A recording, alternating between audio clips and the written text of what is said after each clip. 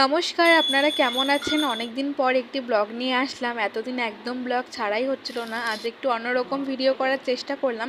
তো আজ হলো আমাদের বাড়িতে বিশ্বকর্মা পুজো। তো চলুন দেখা যাক কী কী করলাম সারাদিনে। তো স্নান ধান করে মাথায় গামছা বেঁধে চলে এসেছি, আর এসে দেখছিলাম এখানে পুঁই শাক কাটা হচ্ছিল। তবে পুঁই শাকটা নাকি আমিষের মধ্যে পড়ে, আর আপনারা যারা এটা বিশ্বাস করেন বা মানেন তারা অবশ্যই কমেন্ট করে জানাবেন কিন্তু। তো এসে দেখছিলাম যে প্রায় অনেকটা কাজই এগিয়ে গিয়েছিল, আর যিনি ভোগ বানাতে এসেছেন তিনি ভোর 6টায় এসে সব কিছু রেডি করে নিয়েছিল।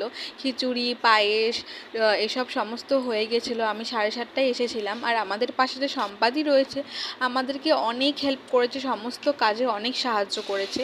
আমি স্নান ধান করে এসে পড়েছি, এখন আমি চলে যাব ফুল তুলতে। কাল রাতেই মাকে বলেছিলাম যে সকালে ঘুম থেকে উঠে ফুলগুলো আমিই তুলবো। দেখতে পাচ্ছ কি সুন্দর গাছে পুরো ভরে আছে চন্দন জবাগুলো। তো এখান থেকে আমি ফুল তুলে নেব। আর আমাদের কাছে যতটুকু ফুল আছে তা দিয়ে